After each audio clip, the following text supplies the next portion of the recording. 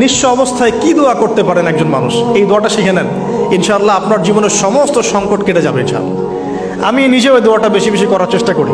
দোয়াটা হচ্ছে, মুসা আলাইহিস সালাম একটা গাছের নিচে হেলান দিয়ে বসলেন, বসে দেখলেন দুইজন মেয়ে দাঁড়িয়ে আছে দূরে, পানি নিতে পারছে না, লোকজন পানি নিয়ে যাচ্ছে, ওরা দাঁড়িয়ে আছে বেচারি।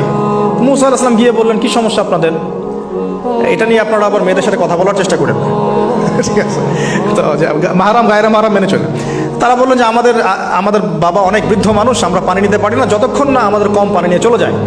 মুসা আলাইহিস সালাম তো একটু বললাম না, ফিজিক্যালি খুব স্ট্রং ছিলেন, থাকে না বডি বিল্ডার, সামনে গিয়ে কথা বলে সরব পানি দিতে দাও, তখন মানুষ একটু মূল্যায়ন করে না।